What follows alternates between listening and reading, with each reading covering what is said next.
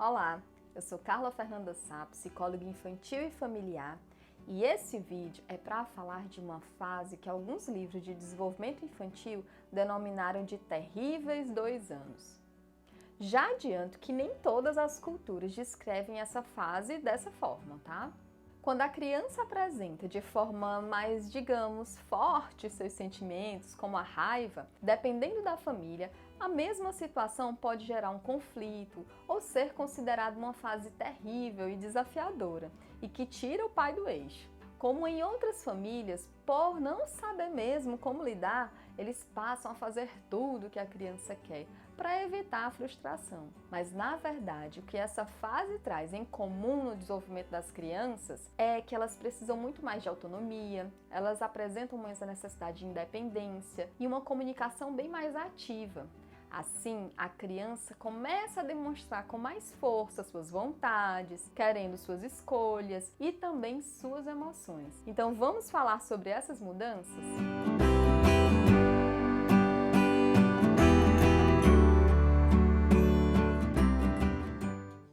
Nesse período, as crianças interagem ainda mais com seu meio social e, ao mesmo tempo que ela precisa atender normas sociais, ela está em pleno desenvolvimento de sua autonomia, ou seja, testando seus limites e explorando o mundo. A forma como a criança age, tentando se libertar do controle dos pais, muitas vezes é associada à desobediência ou má criação, mas na verdade é importantíssimo para a criança exercer sua independência. Gente, isso não quer dizer que ela pode fazer tudo, tá? O fato é que é um período desafiador para algumas famílias, por não saber como agir mesmo. E as pesquisas de desenvolvimento infantil têm demonstrado que algumas formas de educar têm contribuído para a socialização mais positiva nessa fase e em outras fases que virão também. Então vamos às dicas? Primeiro, não trate todos os excessos emocionais, como a demonstração da raiva, da frustração, da mesma forma. Elas vão depender muito do contexto que a criança está. É importantíssimo entender que antes de qualquer adequação do comportamento de uma criança, ela primeiro precisa estar bem, estar calma. Não adianta a gente travar guerra de poder com a criança, por exemplo, se ela está tendo um ataque de fúria, se ela estiver muito cansada ou com fome, por exemplo.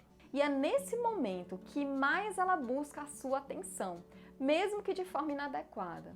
Quando ela está chateada, por exemplo, com algo, simplesmente porque ela ainda não sabe se acalmar sozinha. Então, nessa hora, respira fundo, ajuda ela a regular a emoção dela, fica na altura da criança, oferece um abraço, ensina como respirar, diz palavras como mamãe tá aqui, eu entendo que você queria tal coisa, eu sei que é difícil parar de brincar. E tente nessa hora não corrigir a criança, mesmo ele não entendendo tudo que você está dizendo. É o seu modelo de calma, um tom de voz mais tranquilo e afetivo que pode ajudar a criança a se conectar a você. E se o conflito permanecer ou estiver muito forte, faz uma pausa, seja para ele ou para você mesmo. Pergunte se ele quer se acalmar em outro local. E também você pode dizer que precisa de uma pausa, assim você será o modelo dele. Uma segunda dica é utilizar o redirecionamento, ou seja, pegue a criança e desvie a atenção dela para outra coisa, como por exemplo, quando ele estiver fazendo algo inadequado porque foi proibido, por exemplo, de pegar um determinado objeto, diga de forma bem simples, esse não pode quebrar. Imediatamente redirecione para outro objeto, pois ela está apenas querendo explorar. Mas se ela insistir, você pode até mostrar esse objeto para ela, para diminuir a curiosidade, até deixá-la segurar se possível. Depois guarda e diz para ela que esse não é para brincar, tá? Importante entender que não se deve proibir tudo do ambiente da criança.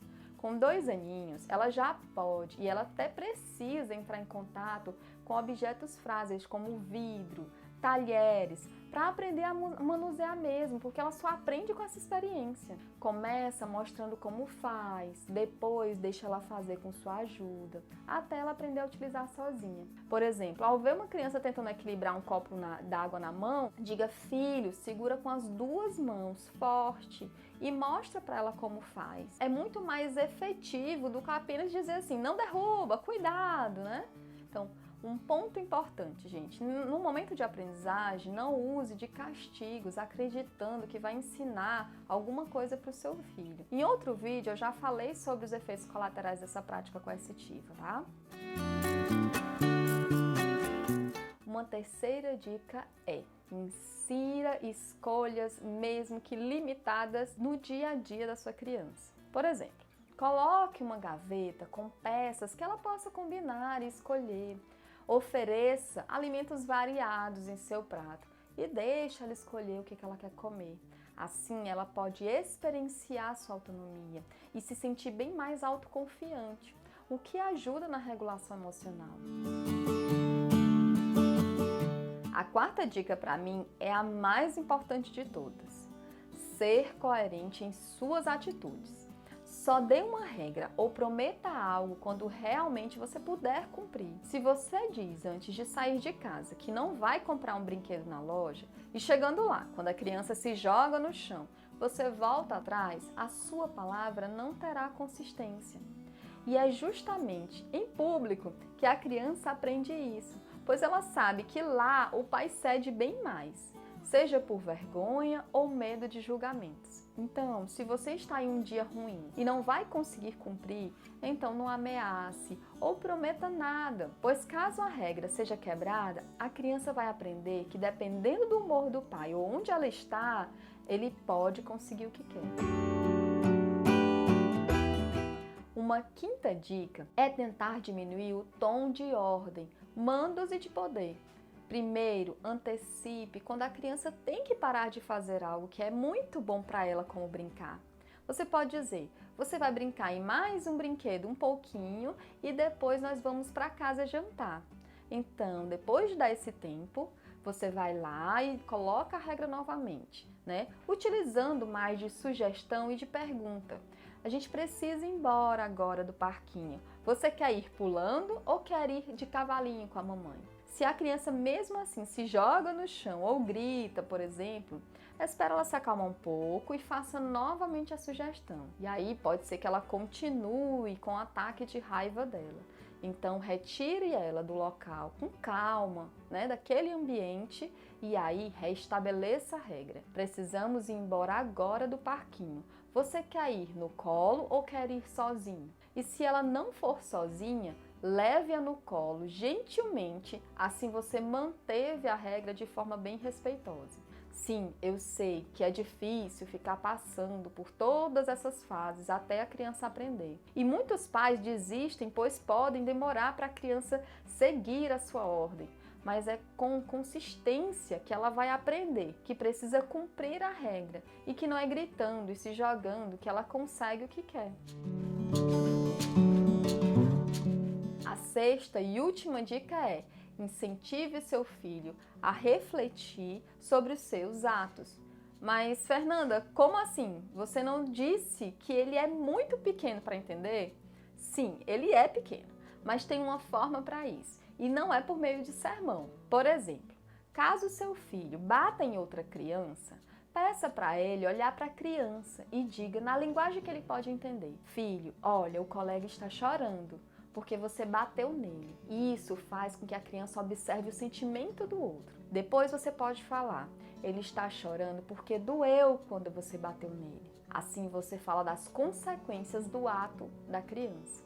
E conclui dizendo: como você pode ajudar o amigo a se sentir melhor? Isso, gente, é ensinar como consertar seus erros. As crianças nessa idade aprendem por meio de coisas concretas do seu mundo. Por isso, dizer você é malvado ou você é chato, tá vendo o que você fez?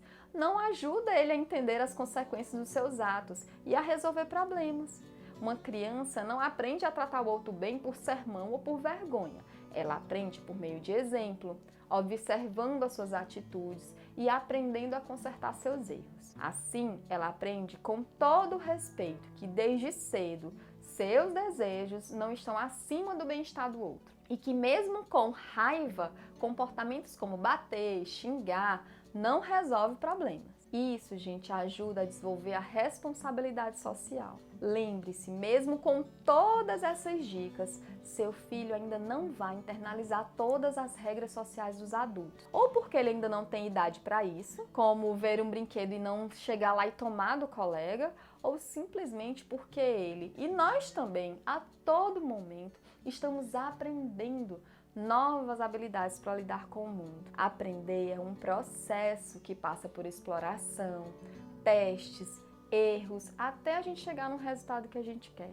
Então, as palavras de ordem são paciência, autocontrole, muita consistência e afeto. E lembre-se, você é o primeiro modelo social do seu filho. E como ele reage ao mundo depende muito da qualidade dessa relação. E se a criança está passando por momentos difíceis, como separação dos pais, uma crise financeira na família, momentos que o irmão nasça, algumas outras mudanças, será bem mais difícil para ela se autorregular e seguir regras. Nesses momentos difíceis de estresse, primeiro acolhe o seu filho. Pois se é difícil para um adulto lidar com problemas, imagina para uma criança. Por isso, um abraço, um momento de brincadeira, uma palavra de carinho pode fazer toda a diferença. Isso faz ele se sentir realmente amado. E se precisar, não deixa de dividir com suas pessoas as suas dificuldades ou de buscar ajuda, orientação profissional mesmo. Isso pode ajudar muito a sua família. Se de alguma forma esse vídeo contribuiu para você, comenta aqui embaixo, compartilha. Assim ele pode chegar a muito mais pessoas. Muito obrigada e até a próxima!